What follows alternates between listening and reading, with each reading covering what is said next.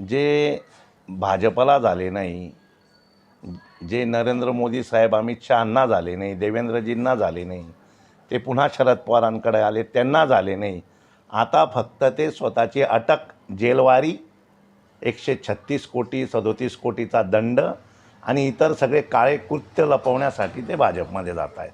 भाऊ, काय सांगाल? एकनाथ खडसे भाजपमध्ये घरवापसी करत आहे, काय सांगाल? काय ते आज ऐकलं आहे टी व्हीवर किंवा वर्तमानपत्रात की ते पुन्हा भाजपमध्ये जाणार अशा बातम्या येत आहेत.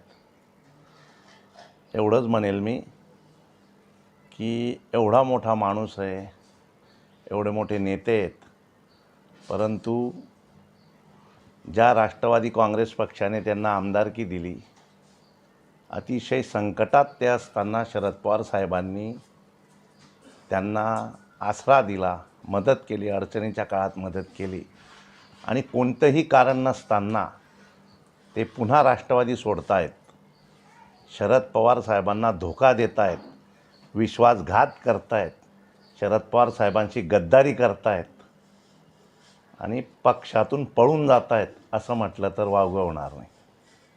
असं म्हटलं जातं आहे की जेव्हा एकनाथराव खडसे राष्ट्रवादीत आले होते तेव्हा त्यांनी शब्द दिला होता की मी पक्ष वाढवेल. तसं न जाता पक्ष तोडायचं काम त्यांनी केलं आहे. काय सांगाल तुम्ही असं याबाबत? मी मागेही बोललो होतो की हे आल्यानंतर पक्षामध्ये गडबाजी वाढलेली आहे. देवकर आप्पांचा गट वेगळा झालेला आहे, रवींद्र भैया नाराज आहेत, सतीश अण्णा नाराज आहेत. म्हणजे त्यांनी पक्षात येऊन बरोबर पक्षामध्ये वाद लावले. जे पूर्वी शरद पवारांसाहेबांचे घराणे होते, एक आमचं घराणं होतं, स्वर्गीय मुरलीधरांना पवारांचं घराणं होतं, स्वर्गीय प्रल्हाद भाऊंचं घराणं होतं, तिकडे रवींद्र भैया, इकडे मी आहे, आमच्यात वाद लावले. जिल्हा बँकेत आमच्यात वाद लावले. सगळ्या समाजामध्ये वाद लावण्याचा प्रयत्न केला, राष्ट्रवादीमध्ये गडबाजी केली आणि आता सांगतायत ते की मी घरवापसी करतो आहे. मग तुमचं ते घर होतं तर सोडलंच का बरं होतं? खडसे साहेब आता म्हणतात की मी भाजपात जातोय, मात्र रोहिणी खडसे या राष्ट्रवादीत राहतील. नेमका काय काय गेम चालू आहे? त्यांचे हे सगळे सोयीस्कर धंदे.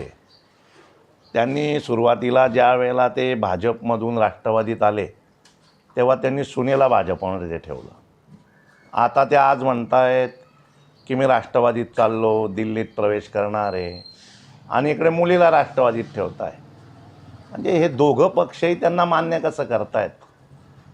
मला अमित शहाजी साहेब असतील, नरेंद्र मोदीजी साहेब असतील, देवेंद्रजी फडणवीस साहेब असतील, यांच्याकडून आता वदवून तरी घ्या की मी मरेपर्यंत आता पक्ष सोडणार नाही. आणि सगळ्या कुटुंबासह बोलवा नाही ना, एक इकडे एक तिकडे.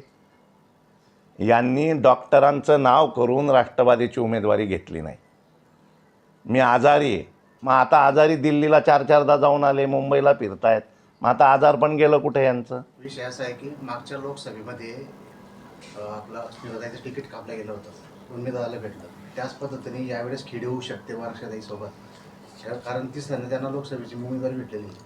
तर म्हणजे त्या निमित्तानं त्यांनी भाजपात प्रवेश केला की काय असं? तिकीट नाही हो, सोय एक कुटुंबाची सोय, त्यांची सोय, जेलवारीची भीती, 136 कोटीचा दंड, भोसरी दूध संघाची 88ची केस, अनेक यांचे काळे कृत्य आहेत. हे सगळे वाचवण्यासाठी ते भाजपमध्ये जात आहेत. नाही, आता सगळ्यांना कळून चुकलं आहे. आता भाजपलाही कळून चुकलं आहे आणि राष्ट्रवादीलाही कळून चुकलं आहे की ही व्यक्ती कशी आहे. स्वतःच्या फायद्यासाठी, कुटुंबाच्या फायद्यासाठी फक्त हे पक्षबदलाचे कारण करतायत. निष्ठा हा विषय त्यांना लागू होत नाही. ते ज्या जिल्हा बँक आणि दूध संघाच्या निवडणुकीवेळेस त्यांनी तुमच्याबद्दल असं वक्तव्य केलं की तुमच्यासाठी पक्षाचे दरवाजे बंद करण्यात आलेले आहेत. तर पक्षाने त्यांच्यासाठी दरवाजे उघडून दिलेले आहेत, तुम्ही जा. अहो, त्यांच्यासाठी आम्ही पवारसाहेबांना रात्री भेटलो, त्यांचे दरवाजे उघड केले आम्ही. आणि पुन्हा आता दरवाजे उघडेच असताना, घर चांगलं असताना पुन्हा ते राष्ट्रवादी सोडून पवारसाहेबांना एवढ्या 84 वयामध्ये धोका देत आहेत, ते विश्वासघात करत आहेत. अतिशय संतापाची लाट या रावेर मतदारसंघामध्ये निर्माण झालेली आहे आणि पुढे येणाऱ्या काळात यांचे परिणाम हे निश्चित उलट भाजपला याचा त्रास होणार आहे भाजपत आल्यानंतर, असं माझं जनतेचं मत आहे. असं बघताय, सगळा जिल्हा बघतोय की कोणतंही कारण नसताना ते आता काही भाजप त्यांना प्रयत्न करत नाही आहे, हेच स्वतः दिल्लीवारी करतायत, काही महाराष्ट्राचा नेता कोणी प्रयत्न करत नाही आहे.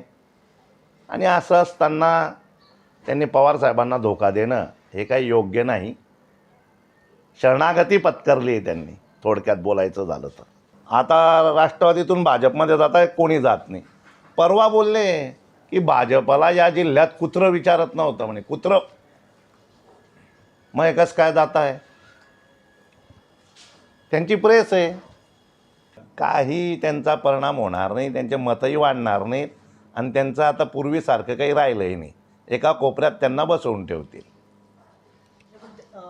एका पत्रकार परिषदेत त्यांनी आरोप केला होता की अजितदादांवर आणि अजितदादांच्या मिसेसवर त्यांनी आरोप केला की तुमच्यावरही आरोप होता की हे पक्ष बदलताय, बाप बदलवताय, पवार साहेबांना धोका दिलाय. आज ते पुन्हा पवार साहेबांना सोडून भाजपात जात आहेत. अरे माझ्या भिंतीवर तर आजही शरद पवारांचा फोटो आहे, माझ्या घरात शरद पवारांचा फोटो आहे. यांनी बाप बदलवला आहे. हे चार वर्षापूर्वी यांचा कोण बाप होता आणि आता कोण बाप राहणार आहे. त्यांनी मी बाप बदलवला आहे मला ते बोलू शकत नाही, पळून गेला आहे मला ते बोलू शकत नाही. हे पळून जात आहे. त्यांनी असं कोणावर बोलू नये. मोठे नेते आहेत ते, त्यांनी स्वतःचं आत्मपरीक्षण करावं की आपण काय करतोय.